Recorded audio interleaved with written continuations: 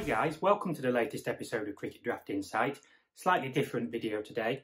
I'm going to recommend 5 cricket books that are worth reading, and a couple of these are particularly relevant to our interest in cricket team selection because the books themselves are about cricket team selection. I'm going to start with Ed Smith, former England selector, maybe somebody we all aspire to, and his book Making Decisions. I quite like Ed Smith. I thought on commentary, I thought he was quite insightful. I heard him once or twice.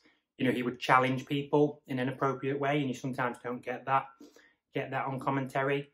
And his book, Making Decisions, I mean, I'll admit a lot of these books are not exactly fresh in my memory, but it was a really insightful book. Obviously, he was in charge, or the selector of England, whilst the team were extremely successful. I don't want to ruin the book for you, but spoiler alert, he mentioned about picking Sam Curran.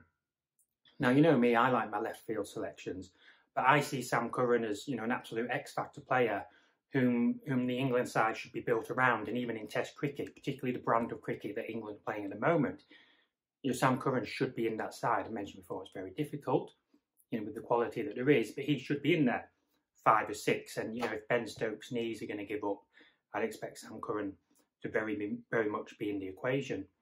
But Ed Smith spoke about picking Sam Curran originally, and then how he was contacted by a chairman of one of the counties saying, why on earth are you picking Sam Curran ahead of my player? Now, it makes you question who that player was, when we talk about the merits of Ryan Higgins and Ed Barnard for England.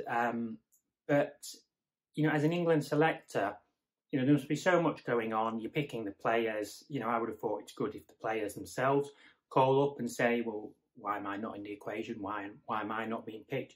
You've got coaches, captains.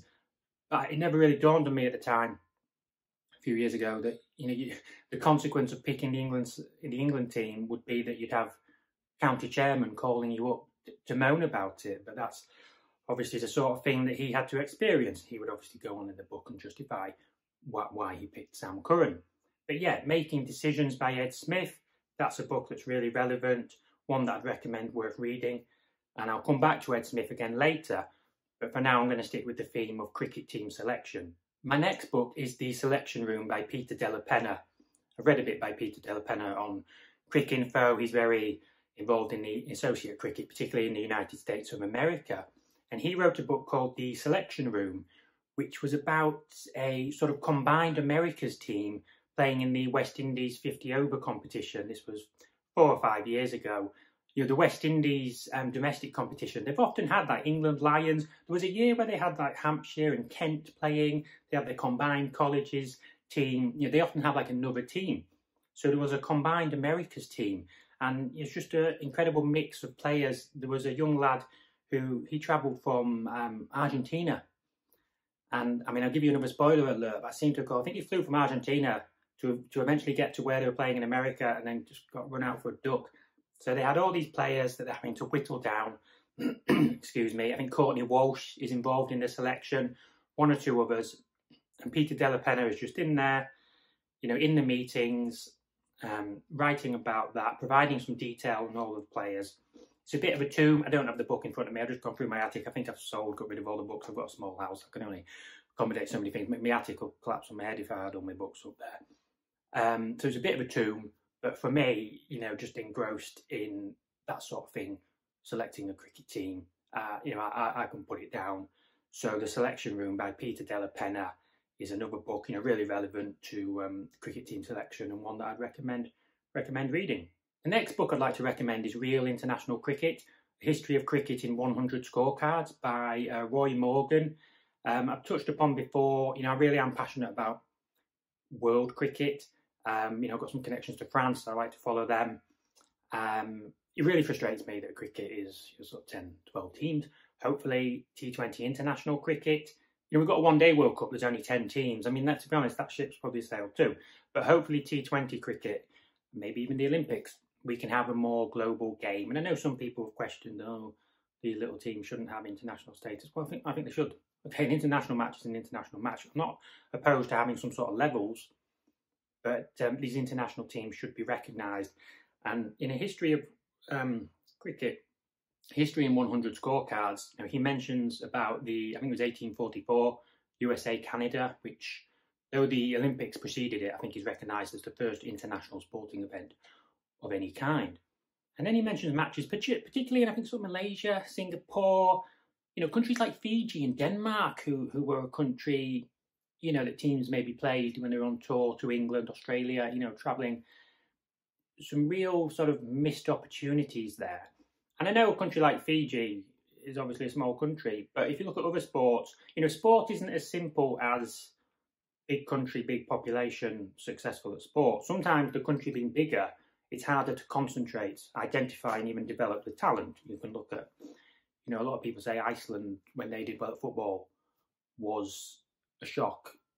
It wasn't actually to a lot of people, because they had made a lot of effort and concentrated a lot of talent. Croatia, 4 million people, are more successful at football than China. We see teams like, similar to Fiji, Samoa do well at rugby. So for me, I just found this book really interesting. The way it's written, I'm not sure if he just took sort of reports from the games. Obviously, it's about 4 pages for each one, I think, maybe more. Scorecard, obviously, and then 3 or 4 pages. Right, but it obviously wasn't there. It's over the course of 150 years. So I mean, he was taking these reports from somewhere else. But if you're really passionate about world cricket, it's really insightful, because it does cover some, like I say, matches from far-flung corners of the world over the history of cricket. So another recommendation for you, Roy Morgan's Real International Cricket. Next book is, I'm going to go back to Ed Smith. He's written a few cricket books. Is Playing Hardball. There's another YouTuber I've been watching recently who's in America talking about cricket, and he actually touched upon this. So this was Ed Smith. Just digressing slightly, I like Benny Howell, because he, I think, did some sort of baseball-related things that sort of developed his knuckleballs and such like. Ed Smith, so he went to play or just be with some baseball players during the winter many years ago. And something, again, spoiler alert, something he mentions in this book, which I've heard come up. I haven't really watched much baseball. But in cricket, so, the default is the bowler balls, the batter leaves it, hits the ball.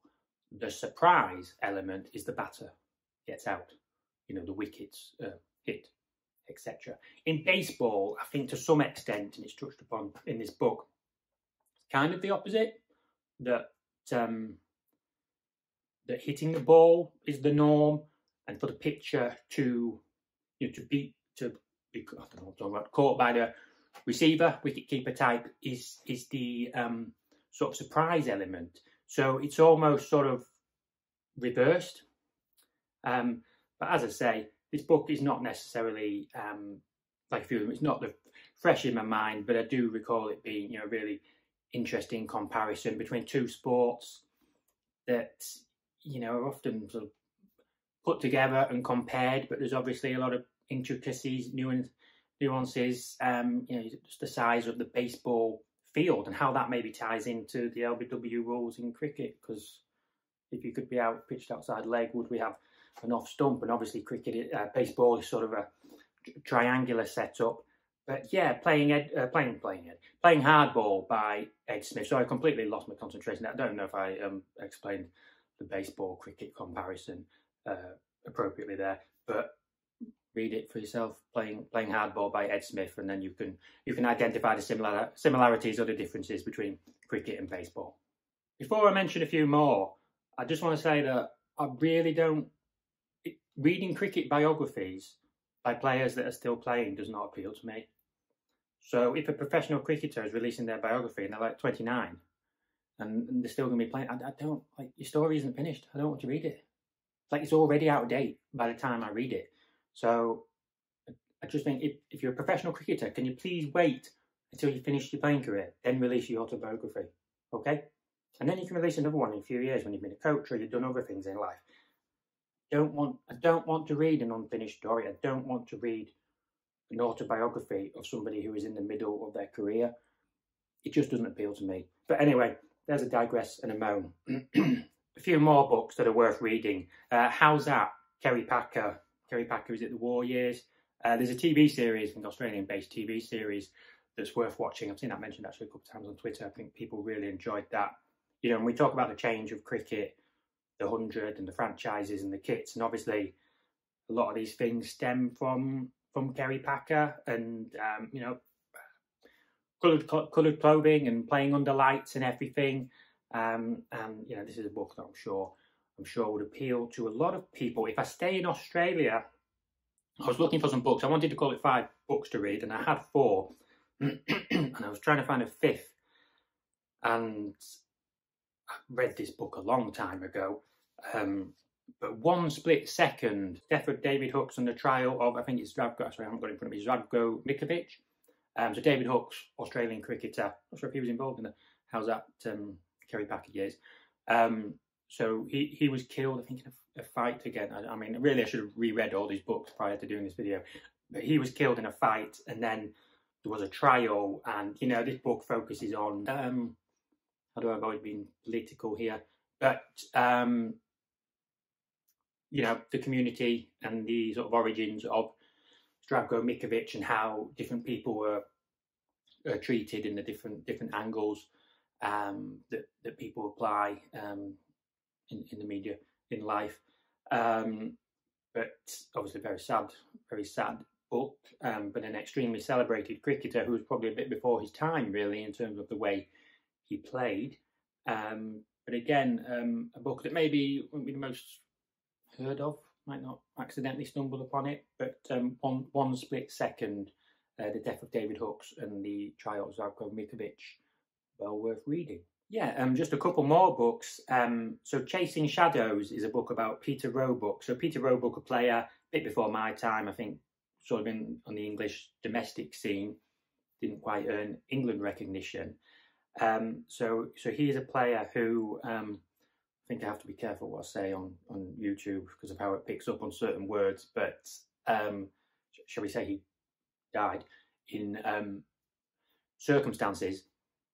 I mean, there's, like, this book is not it doesn't gloss over things, okay? This is written independently. It's not written by his family. There's a particular scene in this book, I'm not going to go into detail, but it's always impressive when you read, you know, we exist in an era of movies and such like, you know, the wonder of books is that you read them and imagery is created.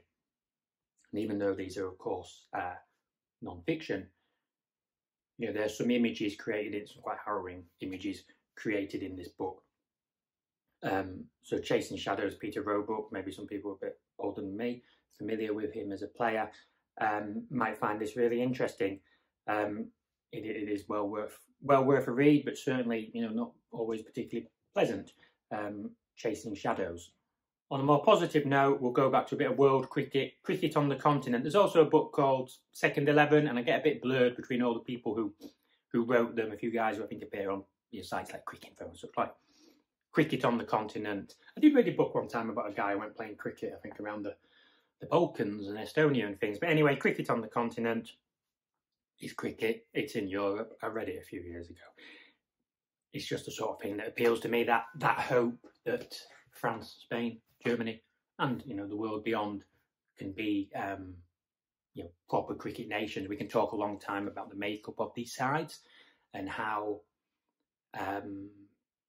varied, or how we define nationality. I know that Denmark on social media are pretty blunt with anybody who, when they suggest that the team isn't full of, you know, Hansons and Johanssons. You know, my family is not as straightforward as, you know, not just a case of people born in England to English parents, live and work in England, you know.